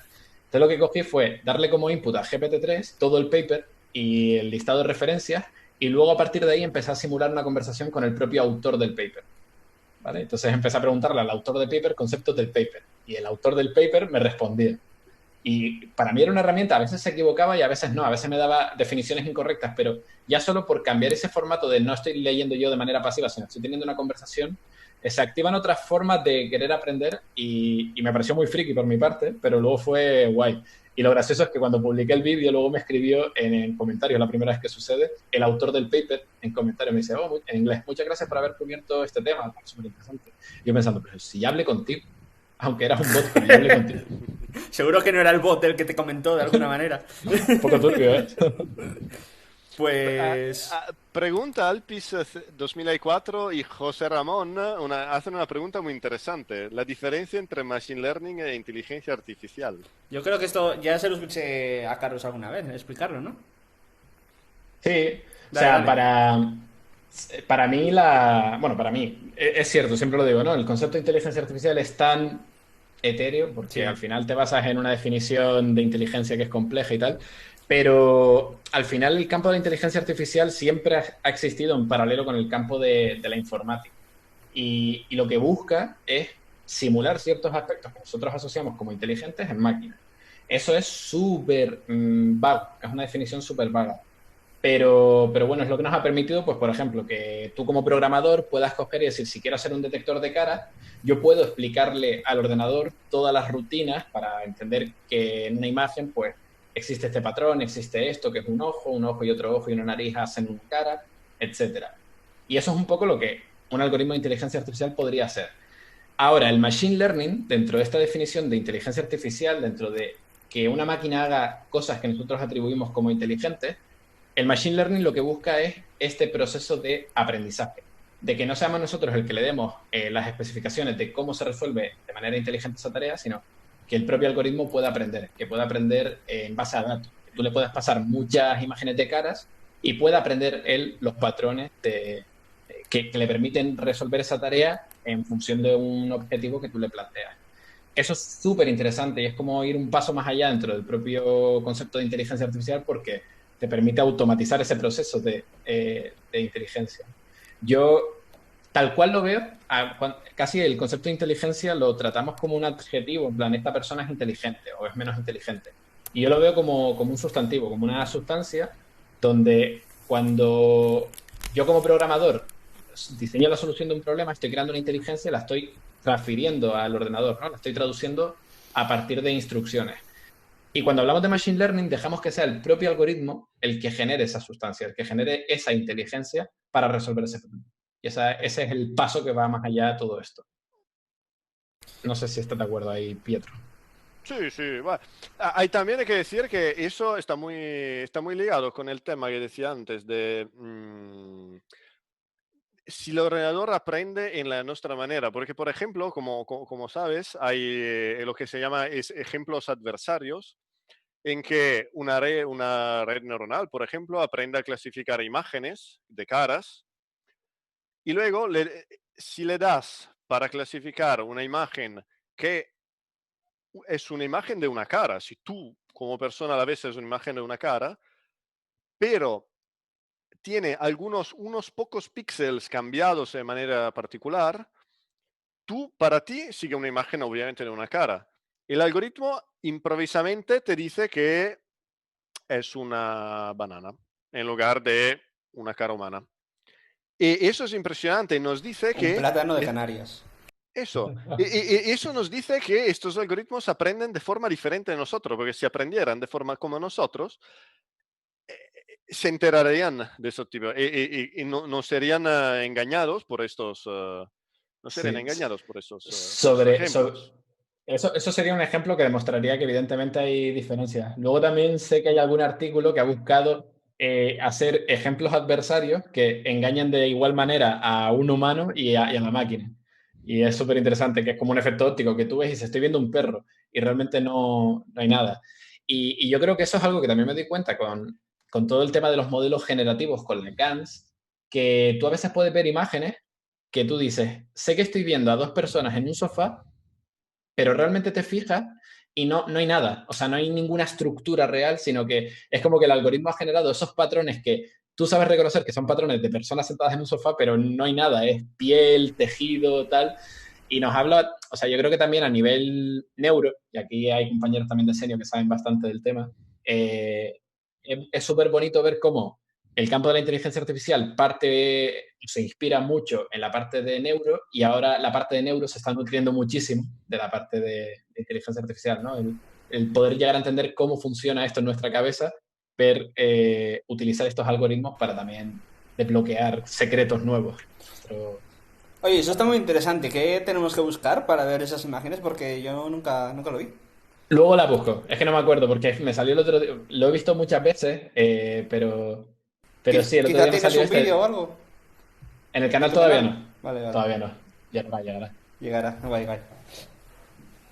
Una pregunta, aunque no sea estrictamente relacionada con física, Carlos, ya que estás aquí. Sí. Bueno, dos preguntas. Una, me- yo siempre me imagino que GPT-3, que bueno, salió hace unos meses, ¿no? Y me imagino que aún estará en periodo de prueba, tal. Me imagino que puede tener muchísimas aplicaciones cuando se combine GPT-3 con otras cosas, con muchas otras cosas, ¿no? GPT-3 con, bueno, no sé, todo tipo de... mm, no sé, Sí, desde, o sea, bueno, sí, no sé, todo con toda tipo la parte. todo tipo de tecnologías, ¿no? Si O sea, a cierta tecnología le metes un GPT-3 que te ayude a, o como tú decías antes, a entender un paper o a, vamos, a lo que sea, me imagino que de ahí van a salir cosas muy bonitas. claro, o sea, la emoción que me produce a mí el ejemplo de GPT-3 es que al final rompes una barrera, que es la barrera del idioma, que te permite conectar con muchos otros problemas que antes no eran posibles porque estaba esa barrera. Y lo que sucede mucho en el campo del deep learning es que si os fijáis, los conceptos o sea, cuando te haces un curso de Deep Learning, casi te ves todo lo principal del campo del Deep Learning. Te ves redes convolucionales. Antes eran las redes neuronales recurrentes para todo lo que tenía que ser secuencia de tokens o texto, ahora son los mecanismos de atención. Multilayer perceptron, y casi con eso tienes cubierto casi todo el espectro de tipos de datos con los que trabajamos. Imágenes, audio, texto, series temporales, bla, bla. Entonces, cualquier avance que se produce en uno de estos campos te permite conectar o hacer híbridos entre modelos, que es una composición de decir, vale, pues ahora podemos coger GPT-3 y conectarlo con una red generativa adversaria, con lo cual yo puedo coger y explicarle con lenguaje natural lo que quiero que genere. Yo puedo decirle, a lo mejor en el futuro, Google Imágenes, es decirle, pues mira, quiero que me pintes un fondo nevado con un esquiador que tenga un chaleco amarillo, por favor. Siempre hay que hablar a la inteligencia artificial con modales. Y entonces con eso te lo genera, ¿no? O ahora vemos también cómo hay modelos que son capaces de generarte música y a lo mejor se pueden aprovechar de un GPT-3 para sintetizar una letra más realista. Es decir, hay una composición primero, de modelos que podemos crear y luego de funcionalidades que resuelven, que es súper interesante. Genial. De hecho, es que, no sé, a mí me llama muchísimo la atención imaginar las cosas o los avances que va a haber. Bueno, muchísimas gracias a nada más por suscribirse, por resuscribirse. Muchas gracias. Y la otra pregunta que te iba a hacer es, ¿cuándo se espera tener un GPT-4, 5? Quiero decir, ¿en qué estamos limitados por la capacidad de computación ya? ¿No podemos ir mucho más allá? ¿O crees que se va a avanzar en los próximos años al igual que ocurrió con 1, 2 y 3? Lo que sorprendió de GPT-3 es que cuando nosotros el año pasado salió GPT-2, nos sorprendimos de GPT-2 y dijimos, bueno, pues esto va a escalar de esta manera. Y lo que GPT-3 ha demostrado es que esa escalabilidad que han conseguido en OpenAI se superó con creces. O sea, fue una completa bestialidad. Entonces, cuesta mucho decir que no va a continuar la tendencia así y que no nos vaya a sorprender. De hecho, yo con la gente, con los suscriptores de mi canal en directo, estuvimos pensando, bueno, cuando lleguemos a finales de diciembre, si llegamos en este 2020 catastrófico, ¿a qué escala vamos a llegar de parámetros? ¿Cuál va a ser el número de parámetros que tendrá ese modelo que sacará o Google o Microsoft o que ya seguramente estén entrenando? Y hicimos una especie de predicción, no me acuerdo si, a ver, porque es que me bailan las cifras, lo tengo por aquí apuntado, pero GPT-3 creo que tiene 115.000 millones de parámetros. No me acuerdo cuánto era. Sí, 175 mil millones, algo así, sí. Sí, exacto. Y creo que dije, pues, que para finales de año podríamos estar entre 300.000 millones, 400.000 millones. Y creo que tardaron 2 semanas, 3 semanas en Google sacar un nuevo artículo diciendo, hemos entrenado un modelo que tiene más de eso. Y yo, joder, madre mía. O sea, al final, el límite aquí lo establece cuántos recursos de tu centro de datos, que Google, Amazon, Apple y todas estas grandes empresas tienen, quieres dedicar a hacerlo. Y ahora que han visto el valor comercial que GPT-3 ha demostrado, esto seguro que va a empezar a explotar y vamos a ver cifras que son mismo impensables. Jo, pues la verdad que promete mucho.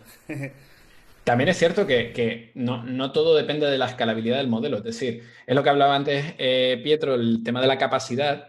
Con esa escala de parámetros que se está utilizando, no se está llegando al límite teórico de capacidad que esa red neuronal te puede dar.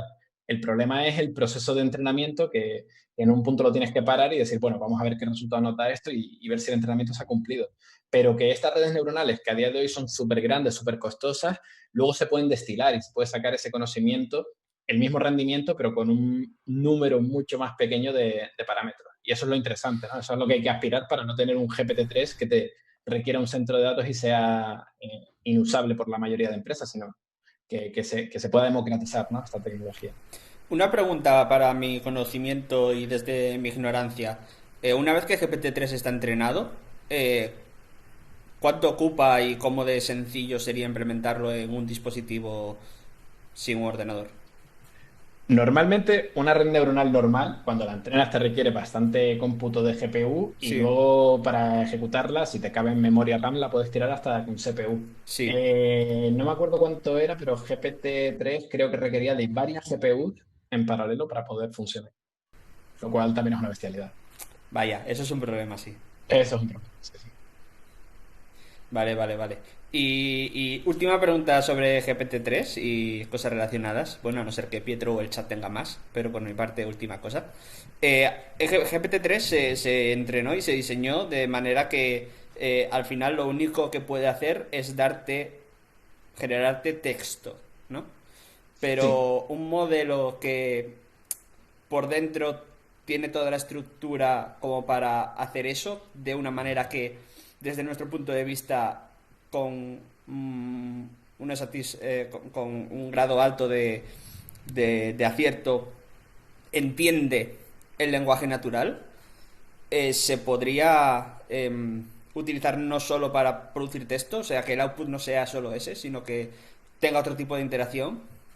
Sí, o sea, GPT-3 al final, en su gran mayoría con lo que lo han entrenado es con corpus de datos de Internet, donde creo que un 80% era texto en inglés, luego había otros porcentajes de otros idiomas, y ya solo con eso se ve que siendo la mayoría de texto en inglés, aprende a traducir a español, aprende a traducir a otros idiomas. Pero es que también aprende Python. ¿Por qué? Porque en su dataset de entrenamiento habrá visto ejemplos de código de Python, porque eso tira de páginas web, que era el dataset que utilizaron, y aprende también los patrones que componen al lenguaje de programación.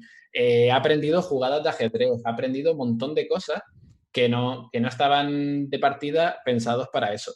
Entonces, si tú coges un modelo como GPT-3 de partida, lo entrenas sobre datos de secuencias de genoma, pues te puede salir un modelo que te permite predecir secuencias. Si tú lo utilizas para un modelo como, tengo aquí abierto justo, que lo estaba buscando, GPT-F, que no me he leído el tema, pero que está entrenado sobre teoremas matemáticos, para probar teoremas matemáticos. ¿Vale? O sea, que tú puedes ir luego readaptando a todo lo que sea secuencia o lo que sea una especie de lenguaje. Y eso abarca tantas cosas como el lenguaje en español, como la programación o la música. Ujú. Me refería más bien al output, quiero decir, porque ahora lo único que hace es generarte texto, ¿no? O Uh completarte -huh. texto a partir de las líneas que le pasas. Sin embargo, como tú dices, aprendió a jugar al ajedrez y cosas así. Uh -huh. Pero lo único que te puede hacer es generar texto. Te puede generar, si lo formateas, o sea, tú una partida de ajedrez la puedes formatear a texto. Claro. Vale. Entonces, eso es lo que te genera GPT-3.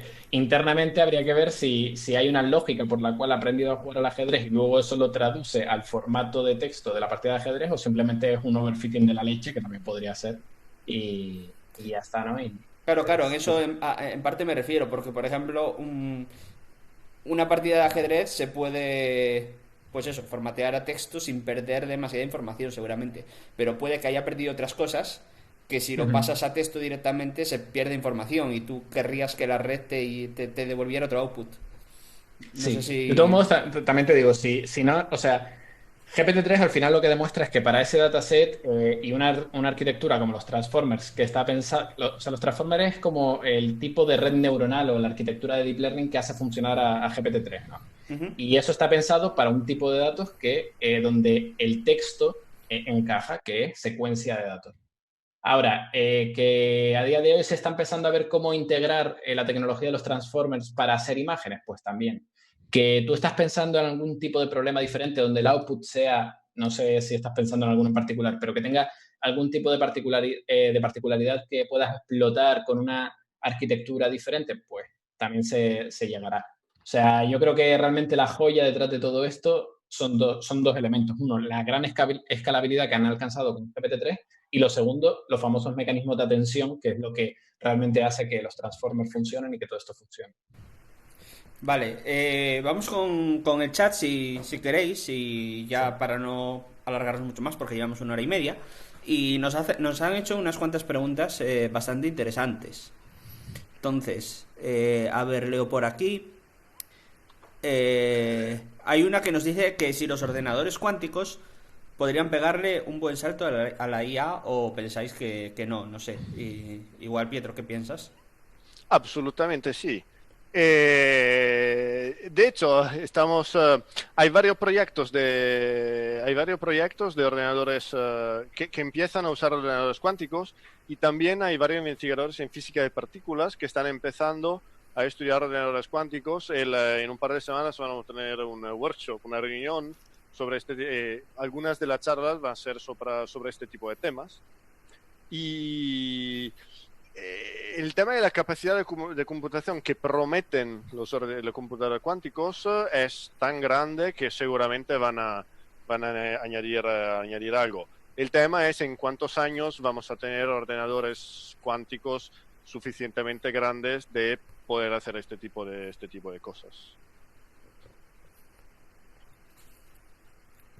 Ujú. De hecho, sí, bueno, yo he visto que el CERN, digamos que no se quiere quedar atrás con esta tecnología y está empezando a meter cosas de computación cuántica, ¿no? O sea, el CERN está como apostando a que la computación cuántica va a dar frutos. Absolutamente. De hecho, a ver, estaba hablando con un colega la semana pasada de eso. El colega me decía que, bah, es que la computación cuántica sí es una cosa que se hará en decenas de años. Ahora no vale la pena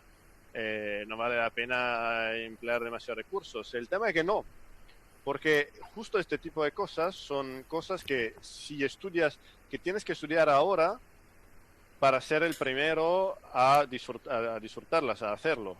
Si esperas que sean más, que se hayan más desarrollado, etcétera, te quedas 10 años detrás con respecto a la ciencia del día. Con lo cual hay que empujar y hacer estudios de ciencia fundamental sobre este tipo de algoritmos, sobre este tipo de máquinas nuevas, procesadores nuevos, porque si no llegas cuando sale el primero y no sabes utilizarlo o cómo utilizarlo. Claro. Además, para el CERN yo entiendo que es como una doble ventaja, ¿no? Porque al final un ordenador cuántico te puede dar una mejora en el rendimiento a la hora de computar ciertos algoritmos que a lo mejor si consigues implementar un algoritmo de machine learning, por suerte, dentro de un procesador cuántico, perfecto, tienes ahí un boost de potencia, pero es que luego a la hora de hacer simuladores, quiero entender, ¿no? Simular estas interacciones entre partículas. Este ordenador cuántico te va a dar resultados, porque al fin y al cabo lo estás simulando en un entorno que tiene esas propiedades cuánticas, mejor que en un ordenador clásico. ¿Es esto así? O... No, eso creo que no, pero el tema es que al final los ordenadores cuánticos sí, se basan en transiciones cuánticas, pero el tema es que de todas maneras el tipo de operaciones que encodeamos en el ordenador cuántico son las operaciones que ya conocemos. O sea, es la matemática que ya conocemos y con lo cual van a dar una capacidad computacional mucho más grande, sin dudas, pero el tipo de modelos, el tipo de simulaciones va a ser lo mismo porque eso es la manera en que sabemos escribirlo matemáticamente. Digo yo, igual me equivoco. A mí ya eso me parece magia. O sea, a mí la cuántica ya. Eh, Había una pregunta, si puedo, Sí, sí, por supuesto, dale. por estaba un poco Valerrau. No. Eh, Era una pregunta, bueno, no la estoy encontrando, pero era sobre el tipo de preguntas trampa que se hacen en GPT-3. Y no tengo cuenta ahí en Twitch, pero se la meto aquí en Zoom No, no, a la Shortcut. tengo. Sí, sí, la de Oniamonia, ¿no? Ah, exactamente. Sí. Vale, que Eh, dice, consulta para Carlos sobre las pruebas de uso que hizo sobre GPT-3. He visto que si se le preguntan sumas matemáticas, por ejemplo, 2 más 3 te responde 5, pero si le preguntas que te explique por qué ese 5 su respuesta tiene algo de sentido matemático. No, o sea, no lo he probado, pero estoy casi seguro por la interacción que he tenido con GPT-3 que al final lo que tenemos que pensar es, su tarea principal es predecir el siguiente token de texto respecto a todo lo anterior. El hecho de que haya aprendido sumas es porque, evidentemente, en su corpus de entrenamiento habrá muchos ejemplos de sumas. Y una de dos, puede que esté pasando dos cosas. O que hay un overfitting donde memorice exactamente todas las sumas que tú le preguntes y que te acierta, cosa que es raro porque creo, o sea, si no recuerdo mal, se prueba hasta con cifras de con 325 más 742 y es raro que tenga todo eso memorizado hasta ese punto o que haya aprendido alguna rutina donde aprende a sumar. Ahora, que tú en un texto de internet, en tu dataset, encuentres gente que se ponga a explicar los resultados de una suma, eso ya es más raro todavía. ¿Vale? Entonces, por ejemplo, GPT-3 te puede explicar cómo funciona un código de programación que te acaba de generar, porque eso sí tiene más ejemplos en su dataset de entrenamiento. Pero ese proceso de explicarte por qué ha llegado a 5, eso sí que es mucho más complicado que lo haga. Y quizás una cosa, si no te molesta leer cosas en inglés, si Joan, he mandado un link a Joan en la chat de Zoom, si Joan lo pega en la chat de Twitch, puedes luego leértelo con calma. Esto es sobre cómo intentar hacer trampa a GPT-3 con secuencias de texto. Ahora, por aquí, pero lo voy a pasar si puedo. Ahora. Perfecto, muchas gracias.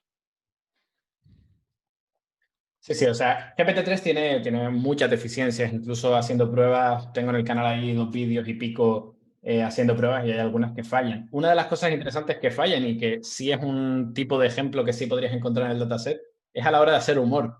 Y es curioso. Todavía no puede contarte un chiste, no se puede inventar comedia, no puede... Evidentemente hay cosas que tardarán en llegar, sobre todo con eso que es un tipo de problema que no puedes supervisar. ¿Cómo haces un dataset de lo que es un chiste y lo que no es un chiste, de lo que es comedia y lo que no es comedia?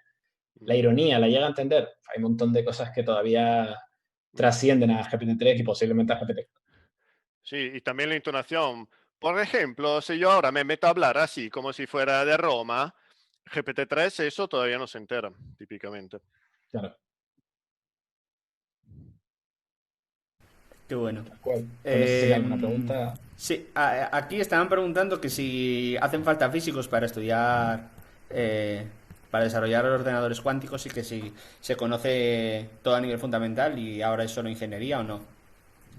A ver, a nivel fundamental la teoría se conoce, pero al igual que el modelo estándar también la teoría se conoce, pero no es lo mismo conocer la teoría que sacar resultados o diseñar experimentos o diseñar trozos de tecnología o aplicaciones, eh, para lo cual hace falta pues resolver muchas fórmulas, hace falta hacer simulaciones y hace falta no solo tener la teoría fundamental de mecánica cuántica, que si la conocemos muy bien, sino saber a partir de la mecánica cuántica pues sacar resultados, y para eso hace falta físicos, más que ingenieros.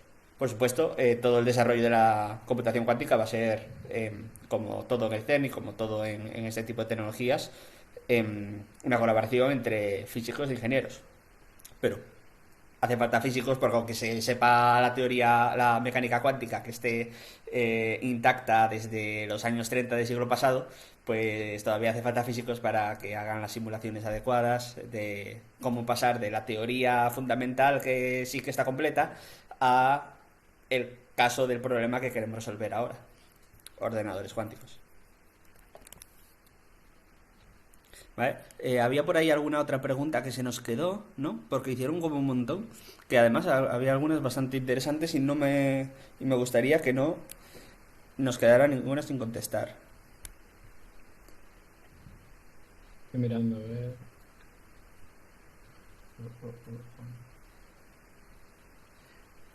¿Tú habías visto alguna, Pietro? No, había visto esa sobre de Oniamonia. Ujú.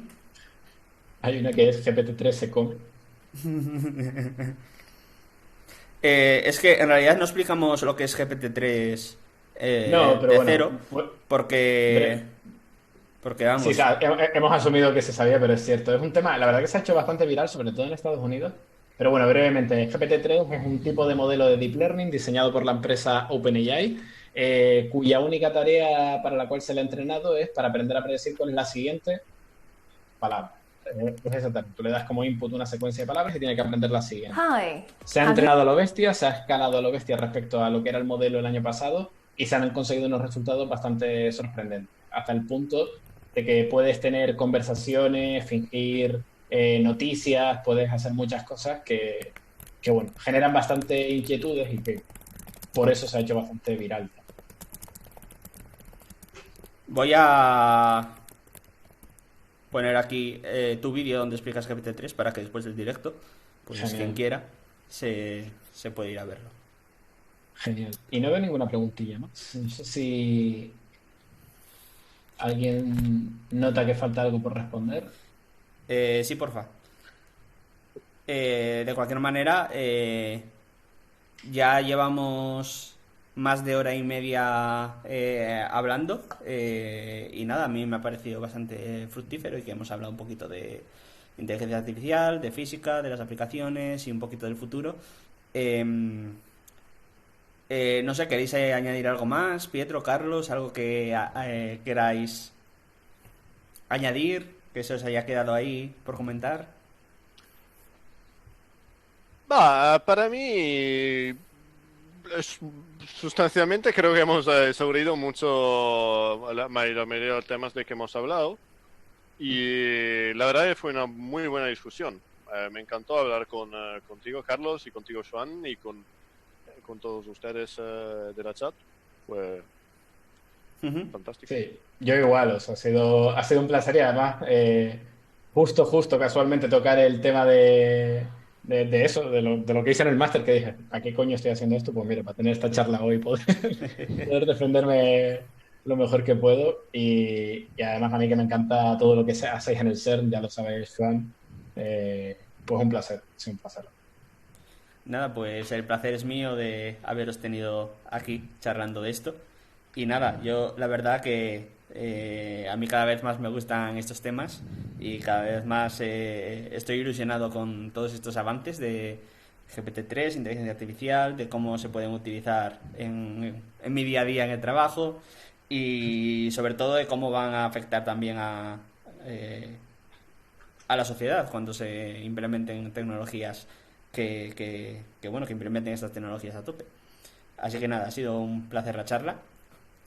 Y nada, muchísimas gracias a todos porque habéis hecho muy buenas preguntas, yo creo, el chat. Y nada, tenemos aquí 90 personas. Voy a comentar por última vez, para los que habéis llegado hace poco, eh, que esto es el Bosón de Twitch, es un programa dentro de Scenio TV, que es un proyecto de Scenio, una comunidad de divulgadores donde estamos Carlos y yo, entre muchos otros. Em, y que podéis, si os gusta este contenido, bueno, podéis seguirnos y podéis suscribiros al canal. Si tenéis Amazon Prime, podéis suscribiros gratis y como dice Arcadi, por ejemplo, eso es básicamente quitarle dinero a Jeff Bezos y dárnoslo a nosotros, lo cual está bien.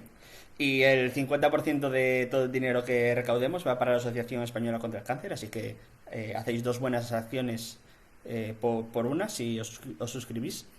Y también podéis suscribiros si no tenéis Twitch Prime, pues si no tenéis Amazon Prime, pues pagando. Y además de nuestro eterno agradecimiento, podéis entrar en el canal de Discord que tenemos y, y compartir con nosotros y con toda la comunidad de Scenio, pues lo que queráis y charlar con nosotros, ¿vale? Pues nada, muchísimas gracias nuevamente a Carlos y a Pietro. Y Placer. ahora, Yo esta semana, una cosa, un apunte, esta semana he estado en casi todos los programas, creo, de Senio TV, excepto en el mío. es cierto, es Ciertamente. cierto. Pues hay que Que, remediarlo. que nada, que nos vemos en el próximo programa, el domingo, ¿no? Tenemos Science Extravaganza y tenemos el programa de Chube, de Geek and Freak Science. Y nosotros nos vemos el próximo jueves en el próximo programa del Bosón de Twitch. Y ahora vamos a hacer una raid que será... ¿A quién hacemos la raid? A... Science No. ¿Quién es el momento? A Alex Ribeiro, A ¿estará por ahí? Paco. No, mira, está Science No Boom. No sé si le seguimos desde Senio, pero es Paco. No, miento, no, Es no. Héctor, Es ¿no? Héctor, claro. ¿Vale?